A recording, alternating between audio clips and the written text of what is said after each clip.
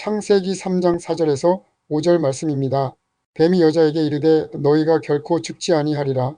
너희가 그것을 먹는 날에는 너희 눈이 밝아져 하나님과 같이 되어 선악을 알 줄 하나님이 아심이니라. 안녕하세요.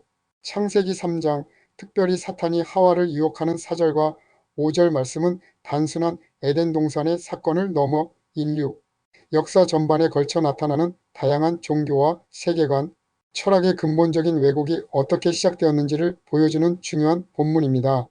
사탄 세이터는 히브리어에서 유래했으며 히브리어 사탄은 대적자, 고소자라는 뜻입니다. 신약에서는 헬라어 사타나스로 번역되며 영어 성경에서는 그대로 세이턴으로 표기됩니다. 사탄은 항상 단수로 사용되며 악의 세력의 우두머리를 지칭합니다. 그리고 사탄은 구약과 신약 전반에 걸쳐 사용되고 있습니다. 마귀는 헬라어로 디아볼로스에서 유래하였으며 중상하는 자, 거짓말쟁이 또는 분열을 일으키는 자를 뜻합니다. 신약 성경에서 주로 사용되며 사탄과 동일한 존재를 가리키는 것으로 보고 있습니다. 또한 마귀는 사탄뿐 아니라 그의 수하인 악령들, 귀신들을 포괄적으로 가리킬 때도 쓰입니다. 마귀는 사탄을 지칭할 때는 단수로, 그의 부하 악령들을 가리킬 때는 복수로 사용되기도 합니다. 사탄은 대적자로서의 법적, 적대적 역할을 말할 때 사용되고 마귀는 거짓과 속임의 본성을 부각시킬 때 사용되는 것으로 봅니다. 성경은 사탄과 마귀를 옛뱀, 큰 용, 시험하는 자, 악한 자, 거짓말쟁이, 거짓의 아비, 이 세상의 신, 공중 권세, 잡은 자 등 다양한 이름과 상징으로 묘사합니다. 귀신 다이모는 사탄과 마귀의 부하 악령들로 복수형으로 사용되고 있습니다. 그러므로 사탄과 마귀는 언어적 기원의 차이만 있을 뿐 성경적 신학적으로 동일한 최상위 악령을 지칭하는 것으로 보는 것이 옳습니다. 성경 요한계시록 20장에서는 사탄의 활동이 영원하지 않으며 예수 그리스도의 재림과 최후 심판을 통해 결국 패배하여 영원한 불못에 던져질 것이라고 명확히 기록하고 있습니다. 기독교 신앙을 가지고 신앙생활을 하다 보면 누구나 한 번쯤은 과연 기독교가 아닌 다른 종교들은 왜 이 땅에 존재하는가에 대하여 궁금증을 가지기도 합니다. 즉 우리가 접하는 이 세상에 있는 종교, 세계관, 가치관, 이념, 윤리, 도덕, 문화 영역들을 어떻게 이해하며 살아가야 하나 라는 질문에 부딪히게 됩니다.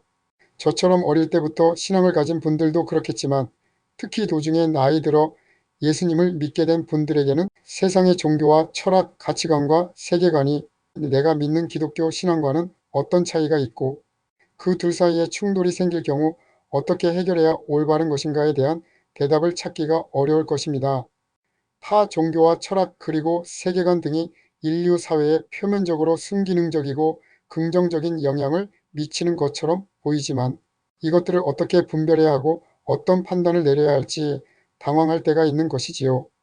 타 종교와 세계관은 하나님의 일반 은총 영역에 속하는 것으로 볼 수 있습니다. 세상의 질서 유지 등 표면적인 순기능이 있을 수 있는 것이지요.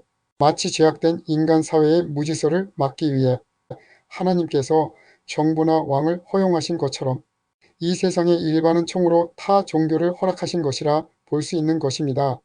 타락전 인간은 무한한 인식 능력이 있어 하나님을 완전히 알 수 있었지만 타락 후 인간의 인식 능력은 제한되어서 하나님을 알 수도 없게 되었고 계시를 이해할 수도 없는 상태가 되었습니다. 그러나 인간 안에 있는 하나님의 형상이 완전히 파괴되어 없어진 것이 아니라 그래도 어느 정도 남아있는 하나님의 형상의 잔재로 인해 인간은 막연한 종교성이나 영적인 세계에 대한 갈망을 갖게 된 것입니다. 그런데 문제는 인간의 인식 능력의 제한으로 인해 사탄의 강력한 영적인 능력이 개입될 수 있게 된 것이지요. 사탄은 인간의 종교성과 영적 갈망을 이용하여 모든 종교와 세계관 안에 비성경적인 거짓과 비진리를 충만하게 심어 놓을 수 있게 된 것입니다. 그러므로 타 종교나 세계관이 세상의 질서 유지를 위한 표면적인 순기능을 인정한다 하더라도 그것이 구원으로 이끌 수는 없으며 근본적으로는 사탄의 장악 아래에 있다는 것을 분명히 우리는 먼저 인식해야 합니다. 자, 그럼 사탄의 본질은 무엇인가요? 사탄의 정체의 본질은 거짓말쟁이요 거짓의 아비입니다. 요한복음 8장 44절에서 예수님은 다음과 같이 마귀에 대하여 말씀하십니다. 너희는 너희 아비 마귀에게서 났으니 너희 아비의 욕심대로 너희도 행하고자 하느니라. 그는 처음부터 살인한 자요. 진리가 그 속에 없으므로 진리에 서지 못하고 거짓을 말할 때마다 제 것으로 말하나니 이는 그가 거짓말쟁이요 거짓의 아비가 되었음이라. 예수님께서 사탄은 참되신 하나님과 그분의 진리를 왜곡하고 하나님의 말씀을 거짓으로 바꾸어 인간을 미혹하는 존재임을 말하고 있는 것이지요.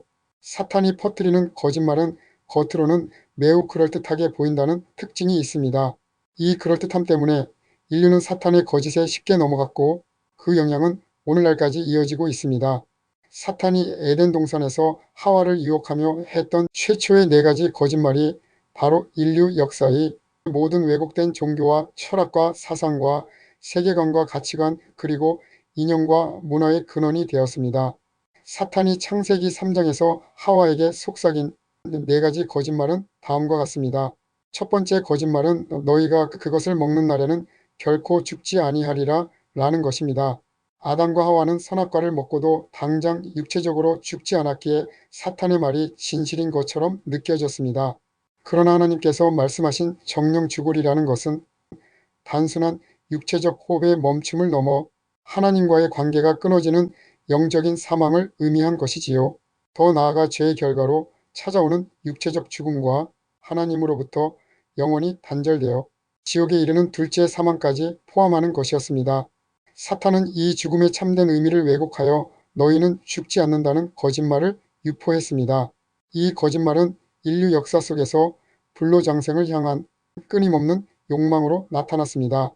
인간은 어떻게든 죽음을 극복하고 영원히 살 방법을 찾으려 했고 사탄은 이를 부추겼습니다.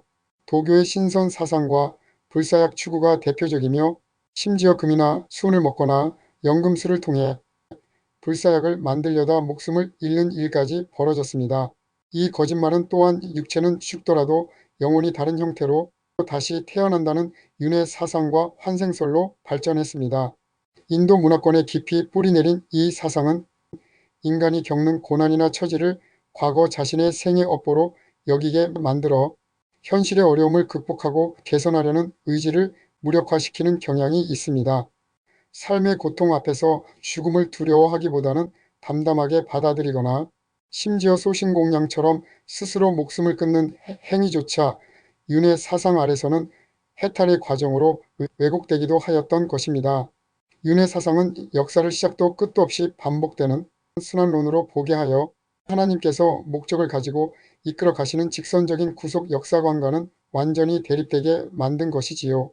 두 번째 거짓말은 너희가 그것을 먹는 날에는 너희 눈이 밝아진다 라는 것입니다. 선악과를 먹은 후 실제로 아담과 하와의 눈은 밝아졌습니다. 아담과 하와가 선악과를 따먹고 나자 못 보던 걸 보게 됩니다. 자기들이 벌거벗은 모습을 보게 된 것이지요.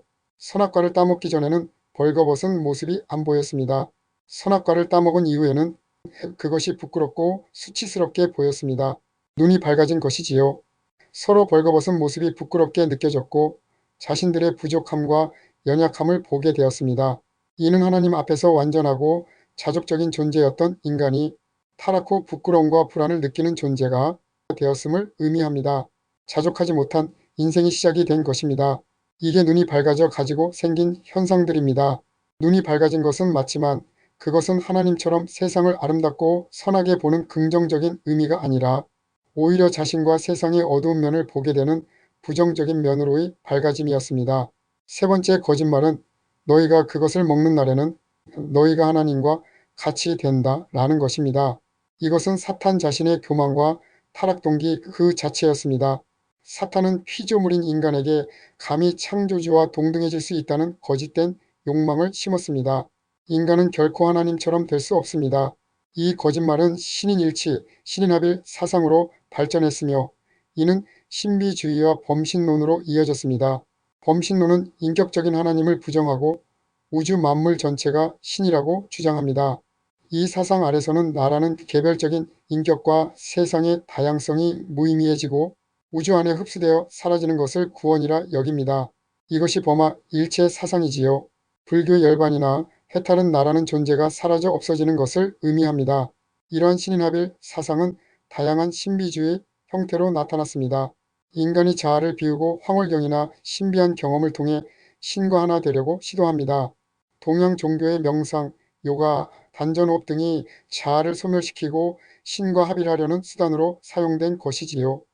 중세 기독교의 에크하르트 같은 신비주의자도 생각하는 나까지 소멸되는 경험을 이야기했습니다. 이는 나라는 개별적인 존재가 사라지고 우주의 근원적인 실체인 신성과 하나가 되는 신비적인 경험이라 했습니다. 그러나 이는 각 인격이 분명히 구별되면서도 하나를 이루는 삼위일체 하나님의 연합, 즉 성경적인 연합과는 다른 내용입니다. 자아를 비우는 명상 상태는 오히려 사탄이 침투하여 환상이나 잘못된 영적 경험으로 미혹하기 쉬운 상태를 만듭니다. 이러한 신비주의에 빠진 사람들은 말씀의 객관적인 진리보다 주관적인 경험만을 쫓게 되는 위험이 있습니다. 네 번째 거짓말은 너가 그것을 먹는 날에는 선악을 알 줄 알게 된다는 것입니다. 이 말씀의 의미는 이제 선악을 판단하는 기준이 하나님이 아니라 인간 자신에게로 넘어왔음을 의미합니다. 인간은 스스로 옳고 그름을 결정하는 독립적인 존재가 되었다고 착각하게 되었습니다. 이 생각은 인간의 이성을 최고 가치로 여기는 이성주의, 합리주의로 발전하게 됩니다. 그래서 19세기 독일의 신학자이자 철학자인 다비트 슈트라우스는 그의 저서 예수의 생애에서 복음서의 많은 이야기들, 특히 기적들은 문자적인 역사적 사실이 아니라 공동체의 믿음과 이상이 반영된 신화로 해석해야 한다고 주장했습니다. 그리고 루돌프 불트만 같은 신약학자는 계몽주의 시대의 인간의 이성으로 신앙과 권위에 도전하여 성경을 비합리적인 신화로 여겼습니다. 그는 20세기의 비신화라는 개념을 제시하며 신약 성경에 나타난 예수의 기적과 천사, 악마, 승천 등을 신화로 여겼습니다. 그는 성경 본문 안에 신화적인 세계관이 담겨 있다고 보았습니다. 이런 신학적인 사고가 자유진보주의 신학을 낳게 되었고 오늘날에도 기독교 내에 상당한 영향을 미치고 있습니다. 늘 깨어서 삼가주의 하셔야 합니다.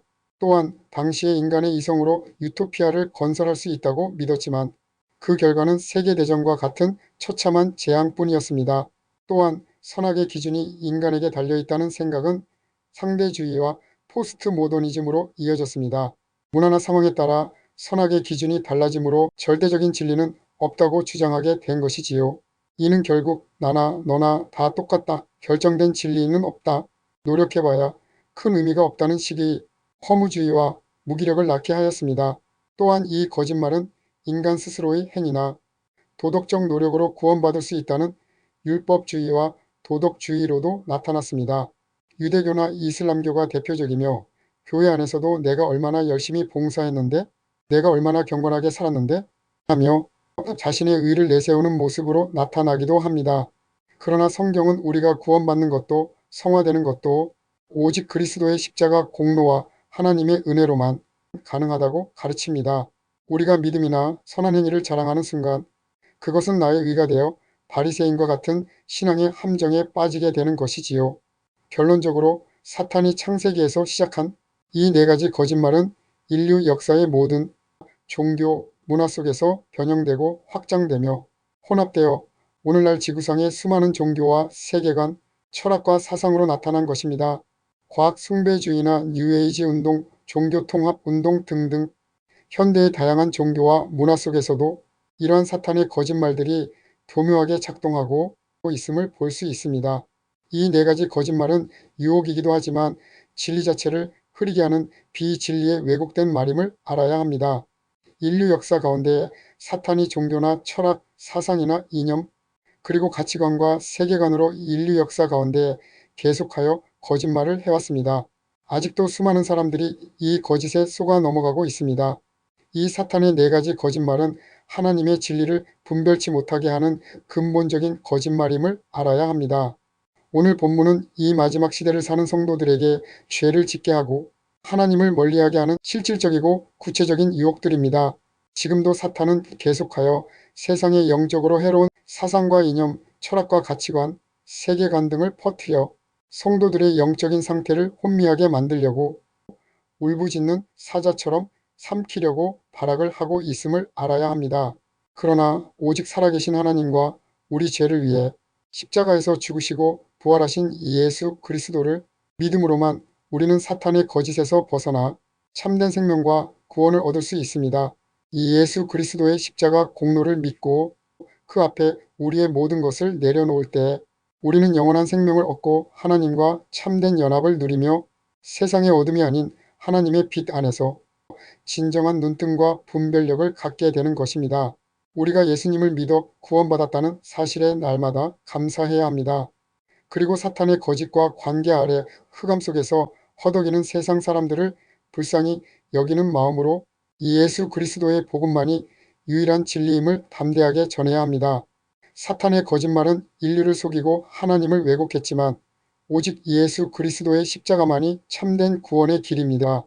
타 종교는 하나님의 일반은 총으로 순기능적인 사회의 질서를 유지하는 역할을 하지만 구원은 오직 예수 그리스도를 통해서만 이루어집니다.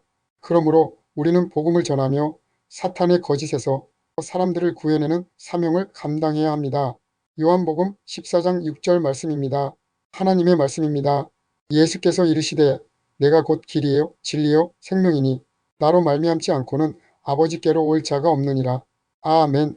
제 영상을 시청해 주셔서 감사합니다. 우리 주 예수 그리스도의 은혜와 평강이 넘치시길 소망합니다. 구독과 좋아요를 눌러주시면 감사하겠습니다.